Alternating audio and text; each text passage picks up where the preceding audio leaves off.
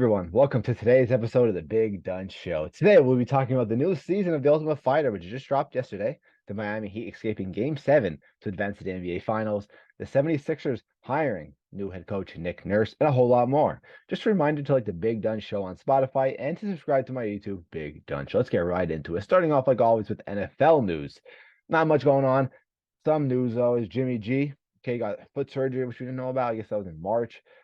Before he signed with the Raiders, he couldn't pass a physical.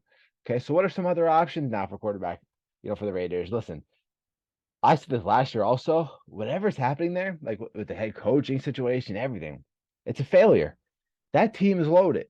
The Raiders could be a solid team, especially last year. They were a disappointment last year. I think it's McDaniels as head coach is not doing it. He really they were Raiders were going up. Raiders were going up, and they just took a hard fall. Thing was, talent wise, they're one of the better teams they had in a while. A while. They lose Derek Carr, sign Jimmy G. I thought Tom Brady was going to go there, which he technically did, but obviously not as a player. But it's unfortunate. Unfortunate. Jimmy's obviously a downgrade from Derek Carr. He's hurt. I mean, he still could play. He still has a chance to play week one. Excuse me. Allergies. He still has a chance to play week one. But what are some other options? Carson Wentz, Matt Ryan, who said he's signing with CBS. No, not retiring from football. Teddy Bridgewater. I mean, it's I don't know. The Raiders took a really hard fall. You have Devontae Adams, Josh Jacobs, Max Crosby. Obviously, he's on defense, but then on offense, they just got rid of Waller, but they have Hunter Renfrow, who's a Pro Bowl receiver, at a dozen-yard receiver, very good route runner. So unfortunate for the Raiders. Very unfortunate. But I don't know. We'll see what happens over the summer, towards training camp, towards preseason, towards week one. Basketball. The Heat win the Eastern Conference Finals. They defeated Celtics. Okay. They defeated them pretty good. I think they won by 19 or 20. Celtics came back, which is very impressive, but it doesn't matter now. No one's really going to talk about it anymore. They're down 3-0, came back 3-3. Heat won in Boston. Very impressive showing. Heat are impressive, I'll admit. I mean, Jimmy Butler's playing insane, but also the fact that they have like four, I think, undrafted players. They're all really good players. Martin, I'm not saying he's undrafted or not, but I know Martin, he's I'm pretty sure he was undrafted. He was just like a typical role player. Now he's a star. We have so many other guys, I can't think off the top of my head, but very, very solid, impressive Heat team. And being an 8 seed, which we'll talk about soon, because I noticed there's like a weird trend. There's a weird trend that happened this year that happened in 2016. Now, not the same trend, but let me explain. Let me explain. So, okay, this year we've seen weird stuff happen with seeds. We saw in the NHL the Florida Panthers defeating the Boston Bruins, 8 seed versus a 1 seed. Okay, they defeated them in the series. They didn't go on lose the next series. No, they went to the next series, then the next series, and now they're in the Stanley Cup as an 8 seed. We rarely ever seen that before. Then in basketball, we saw the Miami Heat defeat the Bucks, then the Knicks, then the Celtics as the 8 seed. Now they're going to the NBA Finals. How does this make sense? It's just weird. Stuff like this never ever happened before, ever, in the hundreds of years of sports. Yet, in 1 year, okay, it magically happens to two of them. Two instances of this happen. Here's another example. I think it was 2016. We had the Cubs. They were down 3-1 in the World Series. They come back and win it. The Cavs, they were down 3-1 against the Warriors. They come back and win it. The Patriots, down 28-3. They come back and win it. All in a matter of like a year. Absolutely insane how that stuff happens, even though it never happened before. 3-1, being down 3-1 to come back and win it in the World Series, never happened. Being down 3-1, come back and win the NBA Finals, never happened. Largest Super Bowl comeback ever, never happened until all in like a period of a year. It's absolutely insane. Absolutely insane. Let's see if the Patriots versus Falcons Super Bowl was. That 2016 or 2017? 2017. Okay. But it was still the same season as it was still all in 1 year. That's what I'm saying. It was still all in the same time frame. I know that the Falcons and Patriots, I know they weren't in 2016, but still, it was all in a short time period.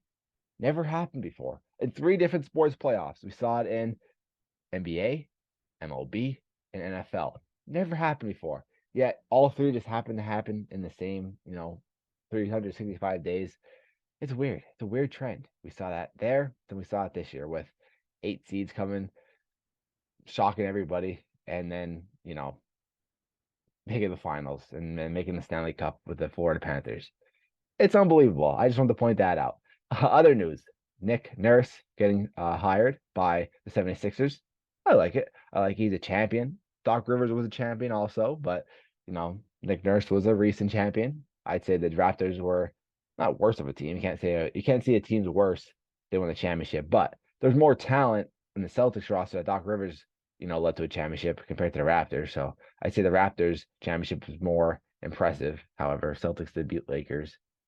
Anyway, anyway, uh, still though, coming off the Raptors, he was successful there. Got fired. I'm happy. Now, obviously, big news of the Sixers is what are we gonna do with James Harden? I personally don't care if we sign him or not. He's a liability.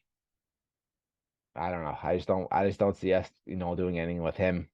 I don't really care if we bring back James Harden or not. I'll leave it at that. If we do, all right. I want to see Tobias Harris get traded. He should have been gone. I can't believe we picked him over Jimmy Butler. But that's that. We'll see. We'll see. I mean, I'm not really happy with the Sixers this year. So I'm happy that they hired Nick Nurse, but still overall I'm not the happiest with the 76ers. But hey, we'll see. Hopefully it brings success so we can actually get far. Okay, instead of just a second round every single year. Philadelphia Phillies. Okay, speaking of Philly, we're sitting at 25 and 29, fourth in the NL East. We're embarrassing. We really are. We just lost last night 2-0 to the Mets. Good pitching. Ranger Suarez did very good. Okay. Like our only hit, maybe we had two, but I know going through 7 innings, we had one hit, and that was Clemens. Okay. Shout out to him. We got killed on Sunday Night Baseball against the Braves 11-4, even though we tied the series. We're embarrassing, and we have so much talent. But we're bad. Our pitching's bad. Could not get the bats going. And let me just tell you about Kyle Schwarber. He was one of my favorite players last year. Like I was actually thinking about getting a jersey. He literally was one of my favorite players. Okay. I mean, just random, he was unique. He sucks this year. He's really bad. And we're relying on him to have a good June like he did last year. He's batting 160 something. He's doing bad. He's doing really bad. You can't rely on him. He's either a home run or a bust. And yeah, home runs are good, but he's getting maybe a home run maybe once a week. And that's it.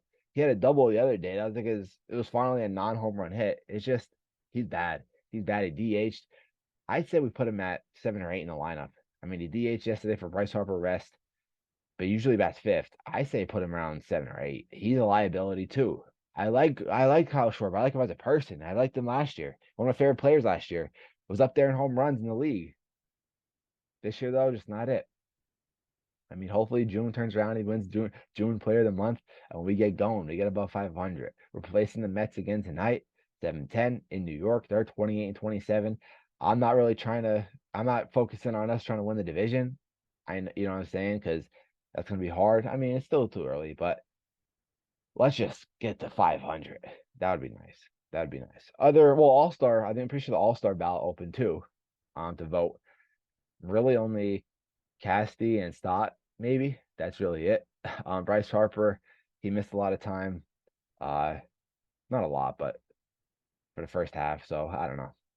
For right now, they'll Stott and maybe Casty, but Casty will be hard since he's a right fielder. That position's pretty loaded. But with Acuna. But obviously it could be more. We'll see. He has to pick it up. Everybody has to pick it up. We have to win the series. We have to win this series. Other scores around the league right now. Tigers are beating the Rangers 3-1. Angels are beating the White Sox 4-1. Rays are defeating. I'm sorry, the Cubs are defeating the Rays 2-0. Okay. Pirates are sitting at 27-27. Always gotta mention them. But let's move on to fighting now. Last topic of the day: Ultimate Fighter. Okay, that released last night. Season 31, I'm pretty sure. Conor McGregor's team versus Michael Chandler's team. Two good fighters I like. I doubt anybody's watching this anyway, but it's McGregor's. He picked all the young guys, all the rookies, the prospects, and Chandler picked all the veterans. So it's veterans versus rookies. Chandler's guy, veteran, destroyed prospect in like 5 seconds, 10 seconds. It's kind of embarrassing, but it's actually something. I actually never watched The Ultimate Fighter before. I knew what it was, but I never actually watched it. So Conor McGregor, Michael Chandler, two guys I really like watching. So I decided, tune in. Why not? It's every Tuesday. ESPN Plus. I watch it on. I like ESPN Plus. But yeah, that's pretty cool. And then hopefully we see Michael Chandler and you know McGregor fight at the end of the year. It's obviously gonna be pay-per-view. I'm curious how they're gonna tie that in. Is it gonna be actual like an actual UFC two whatever, like an actual number, or is it gonna be like a special like Ultimate Fighter pay-per-view? I don't really know how it's gonna work. Hopefully they fight though. McGregor's saying like end of year, December, November. I hope. I hope so. Hopefully he's smart. He stays healthy.